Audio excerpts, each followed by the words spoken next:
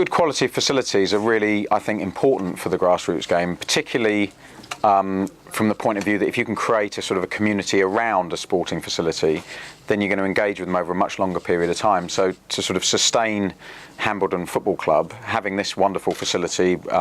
not just the dressing rooms for the players, but also a social area, will keep people engaged with the club. And the more you can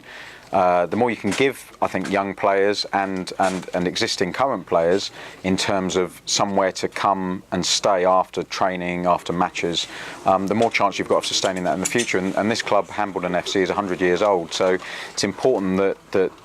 players are retained and young players have something that they are connected to.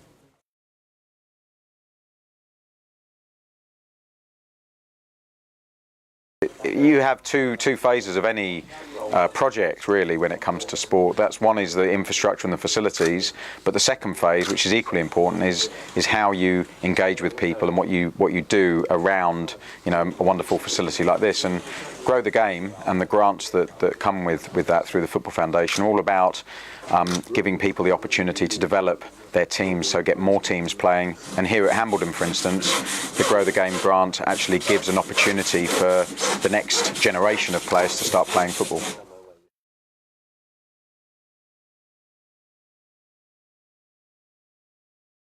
Well, I think the Football Foundation and its partners, so the government, the DCMS,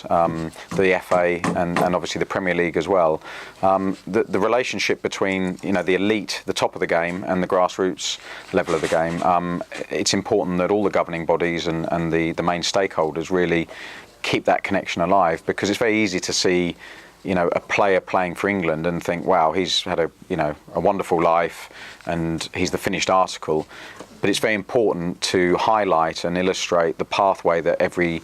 player takes in order to achieve that, and it starts at clubs like this. And it's important that football continues to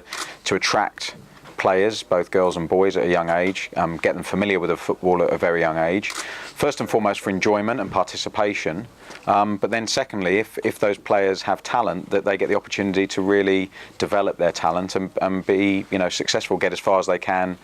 within the game. I was very fortunate that I managed to get to the top of the game and play for my country, but I still look at football and realise how privileged I was to be part of it, because I still am involved, and it still gives me a huge amount.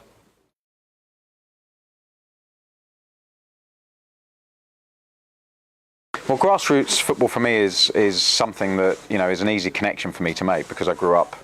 in an environment not too dissimilar to this, albeit in Jersey. I was I played from a very young age, played in local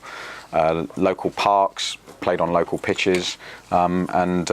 it was what really gave me the first contact and connection with the sport. So being a Football Foundation ambassador is a very natural relationship for me to have, and having the opportunity to actually help promote some of the great work